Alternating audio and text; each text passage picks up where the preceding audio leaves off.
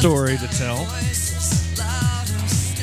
I read the story and I thought I really should share it for the benefit of my own children. It might help them in school. Just kind of a way to, like a life hack. There was a little boy who had a part in his Christmas play at his church. And his part was to recite some verses from the Bible about the birth of Jesus. To jog his memory, however, he wrote the verses on pieces of paper and pinned them in conspicuous places on his clothing, inconspicuous places, I should say, on his clothing. The evening of the performance, his memory was serving him well. He quoted flawlessly from the Gospel of Matthew. His hard work memorizing the verse from Luke paid off as he recited it without error. But then came the final verse, and for him it was the hardest verse of them all. The one he seemed to struggle with the most. It was a line from the prophet Isaiah. Unto us a child is born, to us a son is given, and his name shall be Wonderful Counselor, Mighty God, Everlasting Father. And just as it appeared that the boy was rounding third and heading for home with that passage, a cell phone went off in the middle of the auditorium. Thrown off by the interruption, the boy forgot what was next, and he panicked.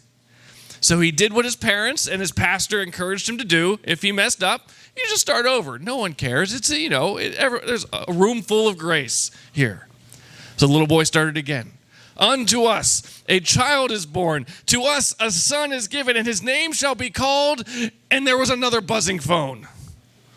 This time, the person whose phone was ringing answered it. Hello? Yeah, hold on 1 second. I'm so sorry, as he scurries out of the room, whispering to the crowd, and walked out of the sanctuary. But the interruption has caused this young child to lose his train of thought again. So he tried for a third time. Unto us a child is born, to us a son is given, and his name shall be called. And the little boy just had no success recalling what the passage said. So he decided to go back to his fail-safe plan. He confidently began, to us a child is born, to us a son is given, and his name shall be called. Then looking down into the waistband of his pants, he finished the verse, fruit of the loom. Silly joke. Interruptions.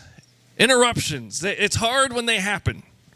They're one of life's greatest frustrations. Everything is moving along swimmingly. Everything's going so well, and then all of a sudden, the unexpected happens. We're interrupted. But we know, any of us who've lived life for more than a few years, know that interruptions are inevitable. They're part of life. Sometimes an interruption simply causes us to lose our train of thought. Whether we're speaking to an audience or merely in the middle of a private conversation,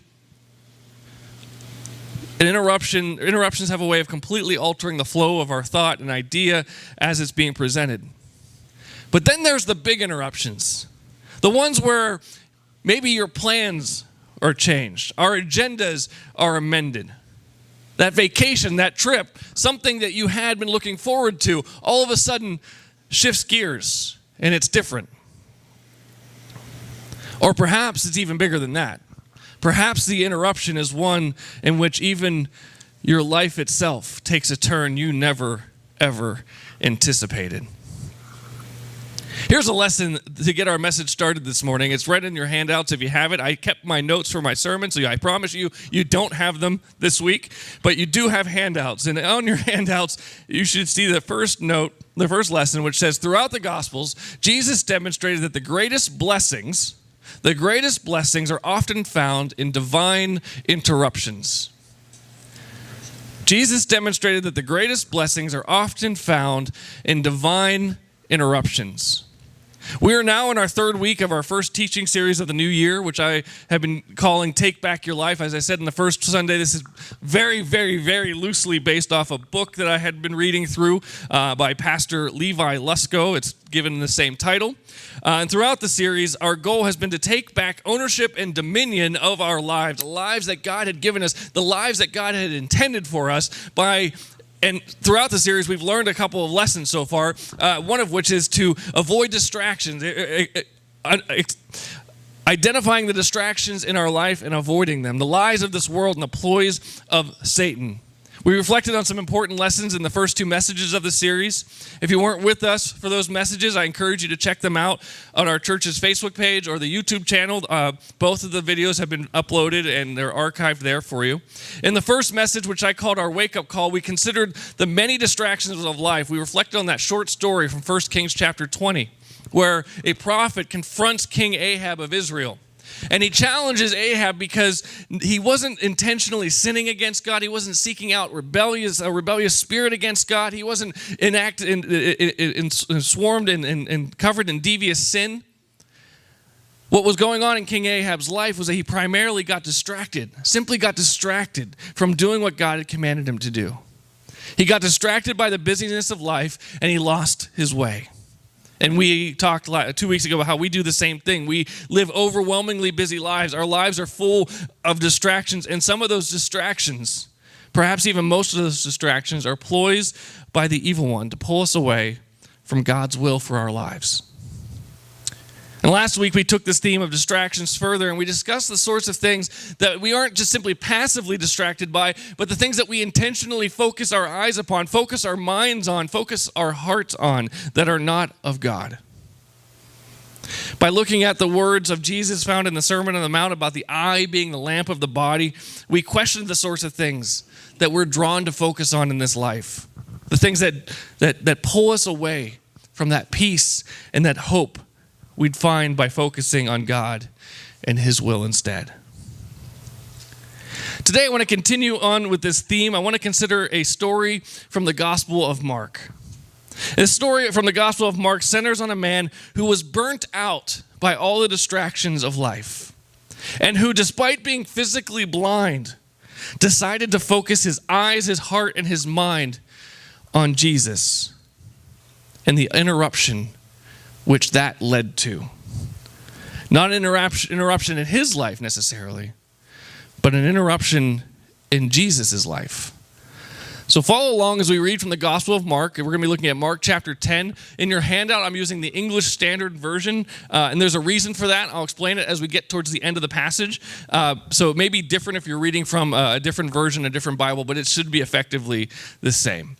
Mark chapter 10, beginning in verse 46, we read these words. Mark says, they came to Jericho. This is Jesus, his disciples, and a band of followers. That's who they describes. They came to Jericho, and as he was leaving Jericho with his disciples and this great crowd, Bartimaeus, a blind beggar, the son of Timaeus, was sitting by the roadside. And when he heard that it was Jesus of Nazareth, he began to cry out and say, Jesus, Son of David, have mercy on me. Now, we're already going to stop here because we need to set the stage of what is happening here contextually. We find this story at the tail end of the first half of Mark's gospel. But before I explain why that is so significant, we need to first talk about the Gospel of Mark in and of itself. Mark is an incredibly unique gospel in many ways. Despite being placed second in our Bibles, most scholars are confident that Mark was actually the first of the gospels that were written down. His is also the shortest of the four Gospels. Mark's writing style, even his choice of words, is rapid fire in nature. He doesn't mince words. It's as if Mark wanted his audience to read or hear the story of Jesus as quickly as humanly possible and as succinctly as possible in order that they might pass on the story to someone else and spread the gospel like wildfire. That was Mark's goal, just boom, boom, boom. While other writers, people like Matthew and John, were a bit more descriptive and what I call flowery with their words, in Mark's version of the gospel, we effectively read the story like this. Jesus did this, then he said that, and then he was crucified, then he died and rose again on the third day. This might sound like an exaggeration, but it's not. If you've ever read Mark's gospel, and I encourage you to do so, because it's a great gospel to read, you can finish it in like one reading. It's very short. It is incredibly short, sweet, and to the point. That's one of the primary reasons that this story is so fascinating. You see, most of Mark's stories are retold and even embellished upon in the other Gospels. If Mark contains a story, chances are you can find a longer version of that story, a more detailed version of that story in one of the other Gospels. There's only 4 stories in all of Mark's Gospel that do not have parallels in the other 4 Gospels, which I find fascinating. Now, but the opposite is actually true when it comes to the story of Bartimaeus. While Bartimaeus' story, at least a similar story, is told in the Gospels of Matthew and Luke, they're similar sounding stories. Mark is the only gospel writer to include both the blind man's name and some additional details about him, which we're going to read in a minute. Mark's version of this story is shared elsewhere. We do find it, but it's shorter in the other Gospels, which tells us immediately that for some reason, this story was special to Mark. This story was significant to Mark. The fact that he identifies the blind man by name while the others don't even mention him by name suggests that alone the main character meant something special to Mark, or at least to his original audience for whom he was writing this gospel. Mark expected Bartimaeus' name to mean something special to his audience, to those who were originally reading the story.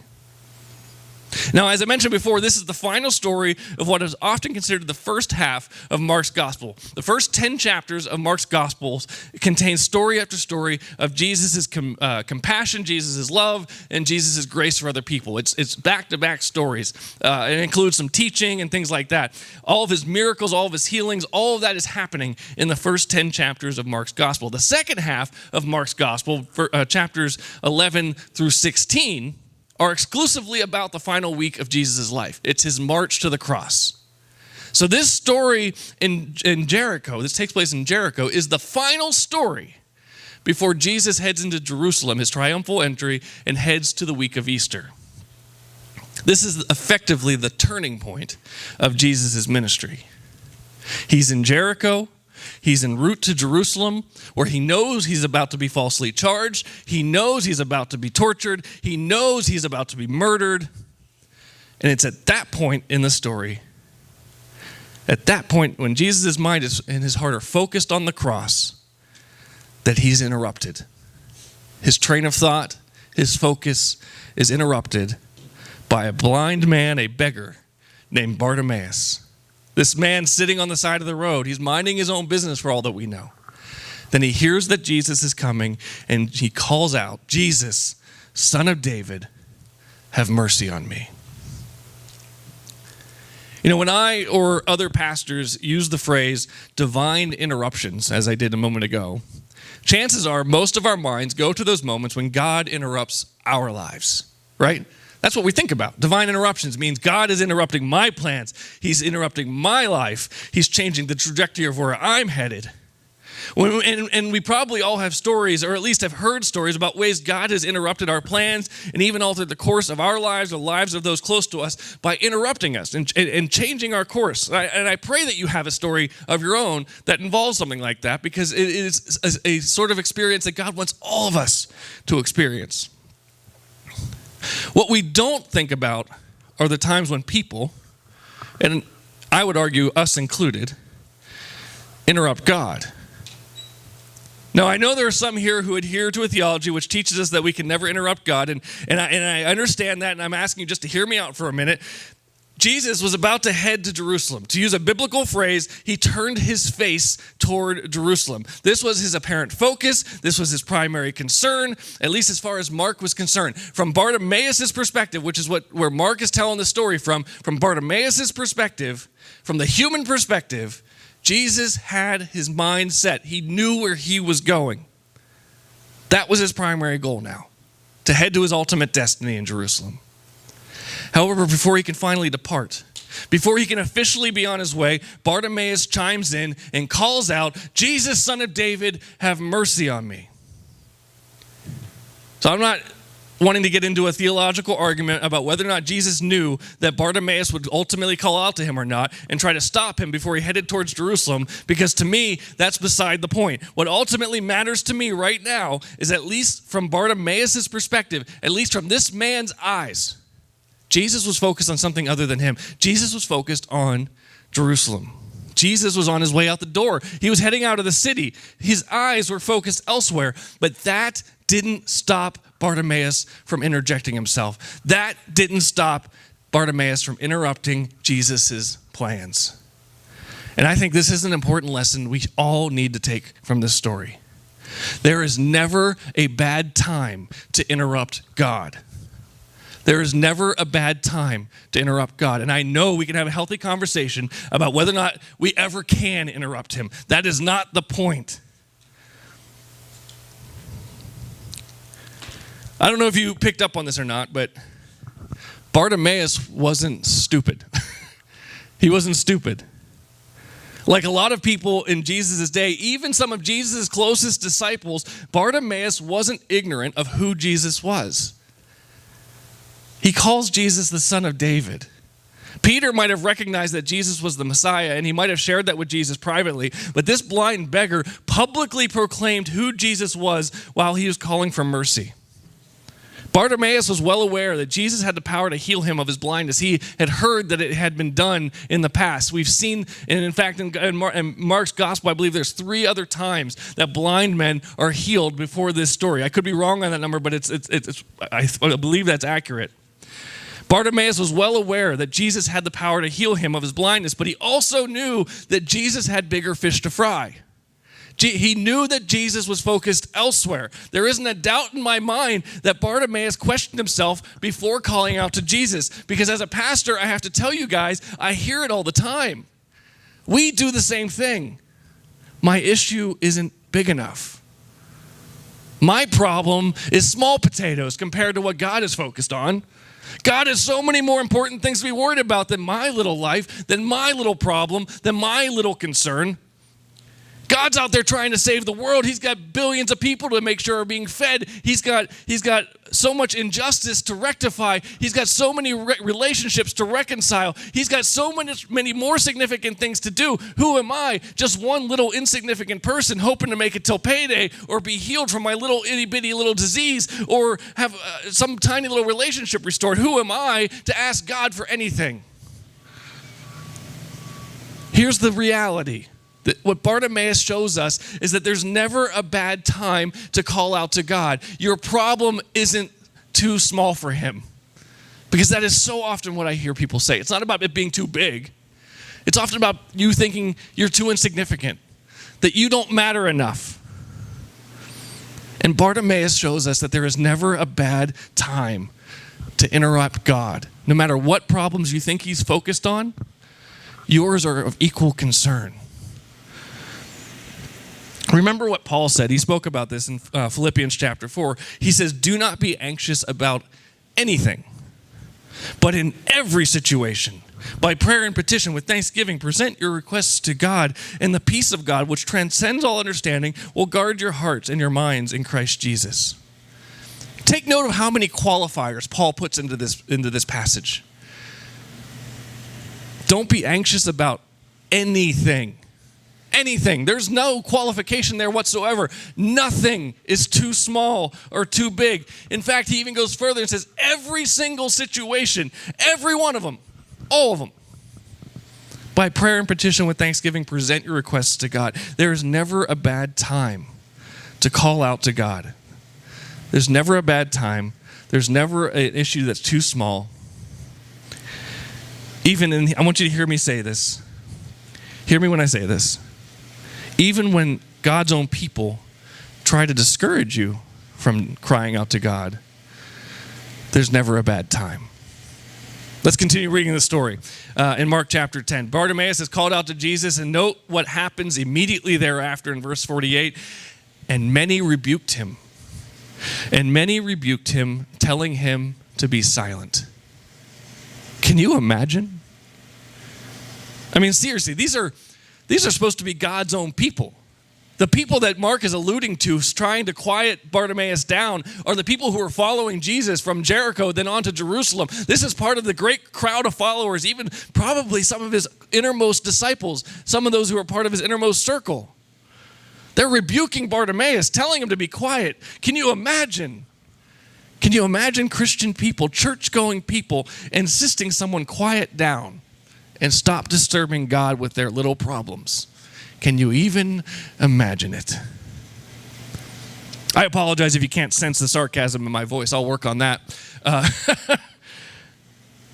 We, the people of God, We, the followers of Jesus Christ, we, everyday church-going people, are so often our own worst enemies when it comes to discouraging the people to cry out to God and to experience a relationship with Him for themselves. We are our own worst enemies. There's a classic illustration that if you look it up, you'll find church after church after church that has done this, or I should say pastor after pastor after pastor who has done this. I tried to find the original source. I'm not sure. Someone copied somebody, and it's just been going on for years. But you've probably even seen videos or heard this story before. But there are many churches and many pastors, some big churches, little churches, contemporary evangelical type churches, old world cathedral style churches, and pastors of all stripes in those churches who have come into their Sunday morning worship service dressed up and disguised as a homeless person to see how their congregations react to them. Has anyone ever heard of this happening? Have you ever seen this happening? I see some nods. Okay. In some of those instances in which the pastor's dressed up, put makeup on, he's made to look like he's dirty, he probably smells a bit, he hasn't shaven, maybe he's got a hat on or his hair's disheveled. In some way he's disguised himself enough that the people who are coming into that pastor's church don't recognize him, and they see him as a homeless beggar, a homeless person trying to get into the service. And in some of those instances, some of the members of the church actively try to keep the man out of their nice, clean, family-friendly church building. They seem nice to the man. They talk to him. They even offer him something to eat or drink at times, but they don't really want him disrupting the service. In other more extreme cases, there's examples in which the man is outright told he's not welcome. And in all of the instances of this illustration, as they've played out that I've read about or watched online, most of the people simply ignore the man. They walk around him. They try not to interfere too much. They're not sure what this guy's all about. Maybe he'll hurt them. Maybe he's got some sort of disease that might be, he can pass on to them. Most people just kind of keep a distance and just walk around the person, doing absolutely nothing to help him. It's a classic illustration, and if you've never seen it happen, I encourage you to look it up, because it's a living illustration of how we all could easily fall into the temptation of being like these followers of Jesus who were rebuking Bartimaeus. But I love the way Bartimaeus responds to their insistence that he quiets down. Picking up in verse 48 again, and many rebuked him, telling him to be silent. But he cried out all the more. He cried out all the more, Son of David, have mercy on me. I love that. I love how he responds. He cries out all the more. The easy word of warning here is for us all to be mindful of the instances when we might be like those in the crowd who rebuked Bartimaeus. It's a worthwhile reflection. Do we ever risk being like these guys or these people who are actively trying to discourage Bartimaeus from crying out to God and get the healing that he desperately wants? But I want to take a different approach with this story. I want to continue identifying with Bartimaeus in this story. In this series, we're talking about taking back our lives. We've discussed the danger of distractions. We've talked about turning our focus on God and focusing on His will rather than the distractions of this world. We've talked about how we have to be active in that choice. We have to make that choice daily to focus on Him rather than the distractions and the ploys of Satan that we face every single day. Here's the warning. If you're serious about doing that, the more you focus on God, the more people will try to discourage your faith. The more you focus on God, the more people will try to discourage your faith. If you don't believe me, try being a person of grace and peace in a world obsessed with karma and an eye for an eye. If you don't believe me, try being a person of compassion and mercy in a world infatuated with hatred and retribution. If you still don't believe me, try being a person of commitment and honor in a world which lusts after flights of fancy and moral relativism. If you don't believe me, try being a person of faith and hope in a world consumed by self-loathing doubt. But none of this is new. Nothing is new under the sun, to use Scripture, the words of Scripture. Just look back to the story of Job, Job chapter 2.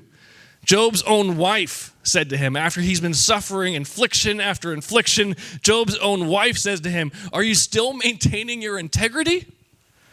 Curse God and die already." But he replied, "You're talking like a foolish woman. Shall we accept good from God and not trouble? In all this, Job did not sin in what he said." I can tell you from personal experience, the more you step out in faith, the more you stick to your convictions and faith, the faith that God is guiding you, that God will protect you, and that God will provide for you, that God is with you no matter what. The more you stick to that truth, the more you cling to that hope and that faith, the more people will question your sanity. They will. They'll question your sanity. There will be more people in your life who will profess their doubts to you the more you try to be a follower of God, faithfully trusting him with all of your concerns, all of your dreams, all of your worries. And the more they will attempt to discourage you along the way.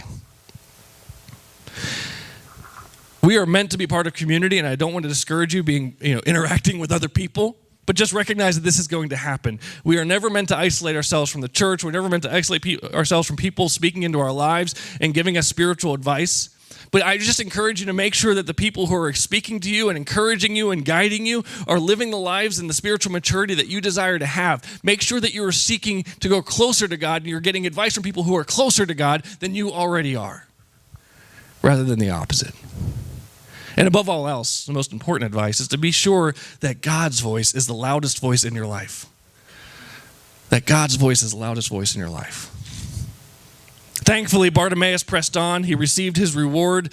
And let's finish the story. We got to wrap this up. Mark chapter 10, beginning in verse 49. Mark continues, "And Jesus stopped and said, 'Call him.' And they called the blind man, saying to him, 'Take heart, get up, he is calling you.' And throwing off his cloak, he sprang up and came to Jesus. And Jesus said to him, 'What do you want me to do for you?' And the blind man said, 'Rabbi, let me recover my sight.' And Jesus said to him, Go your way. Your faith has made you well.' And immediately he recovered his sight and followed him on the way."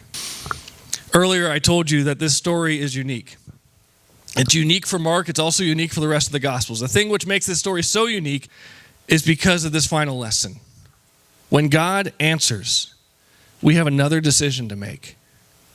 When God answers, we have another decision to make. The primary reason this story is considered incredibly unique among the many stories of Jesus healing people has to do with the answer to the question why we have the blind man's name. Why do we have his name? There are so many healings. If you go through the Gospels, you will find healing after healing after healing, and we never, ever get the names of the people whom Jesus healed. And the reason for that is because the people get what they want and they disappear. They take off. They go their own way. Jesus even assumed that Bartimaeus was going to go his own way. He tells him, "Go your way. Go your way.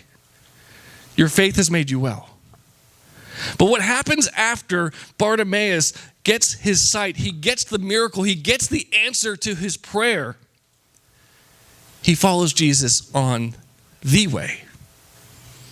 In case you don't get that reference, and the reason I'm using the English Standard Version in the preaching of this text is because when the Bible describes, whenever the Bible uses the phrase "people of the way," that was an early description of Christians. That's what they used to call Christians, followers of Jesus. They called them people of the way before we were called followers of Jesus or Christians. And for all you Mandalorian fans out there, you might recognize this is the way. That's what Mark is revealing to us in this final sentence about Bartimaeus. Despite what some translations try to suggest, other translations use different words. I adamantly disagree with them. Bartimaeus didn't merely follow Jesus on a road down to Jerusalem. He didn't merely witness the crucifixion. Bartimaeus was in from that point forward. He was in with Jesus. Bartimaeus became a follower and a disciple of Jesus for the rest of his life. That is the only explanation for the reason that Mark knew this man's name, and the only explanation to why he used his name in the telling of this story, because he knew that those early Christians, the early members of the way, would know him. And this would be Bartimaeus' personal little shout out at the end of Jesus' compassion side of his ministry before he headed to Jerusalem and went to the crucifixion side of his ministry. Bartimaeus desperately wanted to see again, but he got so much more than he could have imagined. He not only got his physical eyes back, God opened his spiritual eyes and made him an integral part of what he was doing through his church from that point forward. Remember what David said in Psalm 34. I sought the Lord, and he answered me.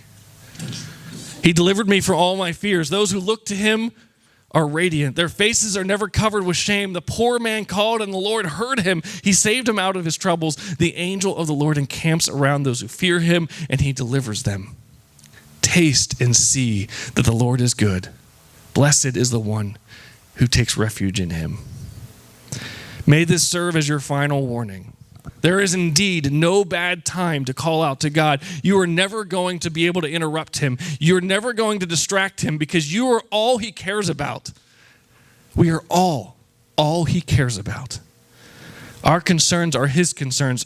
All you and I are all that he yearns for. We are all his primary focus. But be ready. Be ready. Because when you refuse to heed the doubts of others and you decide to follow him wherever he may lead, when you invite him into your heart, when you give him total reign of your life, his will certainly interrupt your own. His will interrupt your own. So now I invite you to close as we go to the prayer, or go in prayer to the God of infinite divine interruptions. Let us pray.